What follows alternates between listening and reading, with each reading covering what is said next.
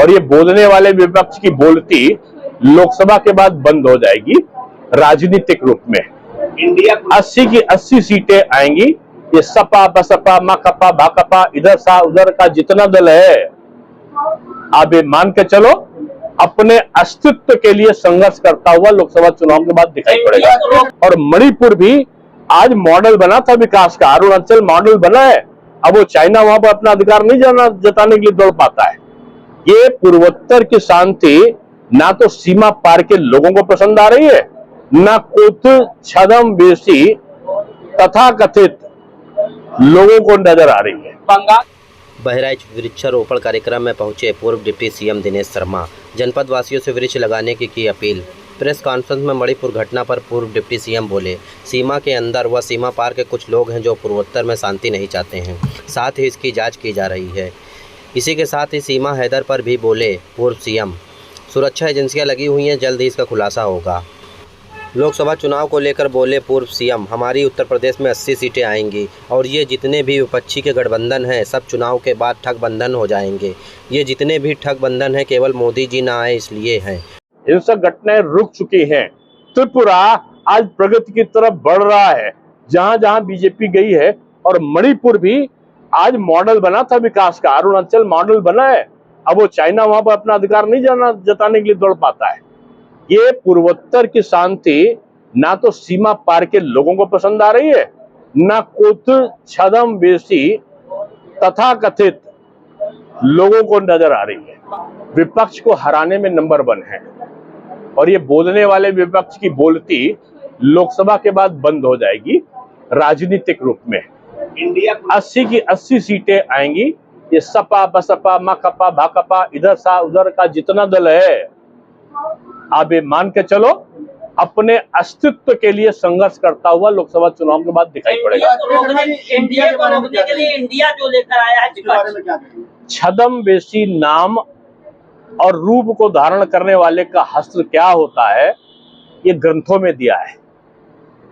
और राजनीति में ये छद्मवेशी नामधारी लोग जो क्रिया और कर्म से मुक्त रहते हैं, ये इनकॉम्पिटेंट, आप कहेंगे नेपोटिज्म, और आप समझो इमोरल, और ये वाला ये जो एसोसिएशन यानी जो संगठन है, ये संगठन परिवारवादी है, बेईमानी करने वाला है, भ्रष्टाचार युक्त है, अपराधों से चिन्हित है, चार्ज सीटेड है और ये एक दूसरे का विरोधी और एक दूसरे का शत्रु है। केवल मोदी जी आना आए इसके लिए स्वार्थ बंधन है इनका। ये जो ठग बंधन है ये स्वार्थ बंधन के रूप में लोकसभा चुनाव के बाद ये ठग बंधन के कारण ये समाप्त होगा। हर बार चुनाव के पहले बनाते हैं और हर बार चुनाव के बाद ये इनके गठबंधन। आज बहराइच में कुछ कार्यक्रमों को करने के लिए मुझे यहाँ पर आना था। नवेदा में एक बड़ी सभा थी और उसके साथ साथ जो वहाँ पर गैस प्लांट एक नया लग रहा था 25 करोड़ की लागत से, उसका उद्घाटन था, शिलान्यास था। और शिलान्यास के साथ साथ एक बृहद वृक्षारोपण कार्यक्रम का वहाँ पर आयोजन था। और उसके बाद महाराज सिंह इंटर कॉलेज में भी एक बृहद वृक्षारोपण का कार्यक्रम था। और यहाँ प्रमुख कार्यकर्ताओं के साथ आज भेंट का कार्यक्रम है।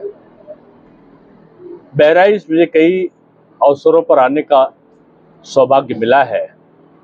तो पहले मैं पर्यटन का चेयरमैन था 98 में, तो सुहेलदेव, महाराजा सुहेलदेव की जो कर्म स्थली है वहाँ पर पर्यटन से एक बड़ा गेस्ट हाउस बनाने का सौभाग्य मुझे मिला था।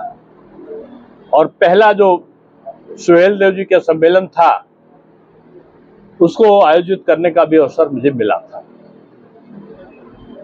पूरे प्रदेश की स्थितियां बड़ी तेजी के साथ में बदली हैं और प्रदेश की नहीं पूरा देश की स्थिति बदली है। भारतवर्ष जो कभी याची की मुद्रा में होता था कि पोलियो हुआ तो जापान से टीका मंगाओ, चेचक हुई तो जर्मनी से टीका मंगाओ, मस्तिष्क ज्वर हुआ तो ब्रिटेन से टीका मंगाओ, कोरोना हुआ तो मोदी जी ने कहा कि मेक इन इंडिया, हम स्वयं बनाएंगे। लोगों ने कहा है बाहर से मोदी जी मंगाओ, लेकिन दुनिया में सबसे पहले एक नहीं 3-3 वैक्सीन हिंदुस्तान में बनी।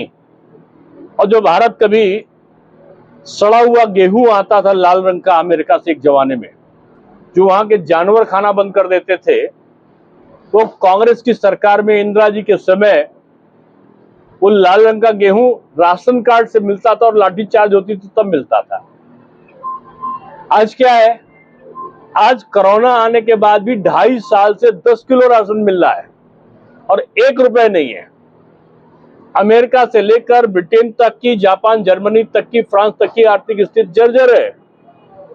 हिंदुस्तान के जो इंडस्ट्रियल डेवलपमेंट है वो ग्रो कर रहा है, जो मुद्रास्फीति की दर है वो स्थिर है और लगातार तेजी से बढ़ रही है, महंगाई की दर नियंत्रण में है, रोजगार के अवसर दुनिया में सबसे ज्यादा सृजित भारतवर्ष में हो रहे हैं। और उत्तर प्रदेश का संदर्भ लें तो ये वही उत्तर प्रदेश है, जब लोग आते थे तो कहते थे गड्ढे में सड़क या सड़क में गड्ढा, और उत्तर प्रदेश में आते कहते थे भैया 7 बजे के बाद यहां पर यात्रा नहीं करनी है क्योंकि कहीं ना कहीं लूट लेगा। आज माफिया, गुंडा, मवाली, सांप्रदायिक तत्व आज भयाक्रांत है और आम जनता भय मुक्त है। इन्वेस्टमेंट का सबसे बड़ा क्षेत्र आज उत्तर प्रदेश बना है। और यूपी के बारे में तो कहें कि हर चीज में अब नंबर 1 है। आज अगर देखो आईटी क्षेत्र में नंबर 1, स्टार्टअप में नंबर 1, मोबाइल बनाने में नंबर 1, अगर आप देखो नौकरियां देने में नंबर 1 और माफियाओं के उन्मूलन में नंबर 1, सम्मान निधि देने में नंबर 1, आयुष्मान कार्ड में नंबर 1, सबसे ज्यादा देश में हवाई अड्डे बनाने में 20-20 हवाई अड्डा, 2 की जगह 20, नंबर 1। दुनिया का सबसे बड़ा, एशिया का सबसे बड़ा डाटा सेंटर 250 मेगावाट का नोएडा में लगाने वाला यूपी नंबर 1। एशिया का सबसे बड़ा हवाई अड्डा जेवर में बनाने वाला यूपी नंबर 1। अब यूपी उत्तम नहीं सर्वोत्तम प्रदेश के रूप में आज जाना जा रहा है, और इसका कारण है मोदी जी का जो मोदी तूफान है। विपक्ष के लिए मोदी फोबिया है, वो आज चढ़कर बोल रहा है, और मोदी तूफान के साथ योगी बयार चल रही है उत्तर प्रदेश में। और इस योगी बयार में मोदी जी और योगी जी का जो बेहतर समन्वय है, एक बनना शुरू हुआ था एक्सप्रेसवे आधा, तो सपा के लोग प्रचार कर रहे थे कि हम तो एक्सप्रेसवे वाले हैं। आज 17 एक्सप्रेसवे बने। अब भारतवर्ष में उत्तर प्रदेश सबसे ज्यादा अच्छे इंफ्रास्ट्रक्चर वाला प्रदेश बना है।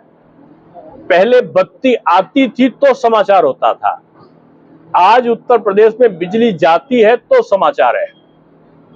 आज सड़क, बिजली, पानी, हर घर नल की व्यवस्था।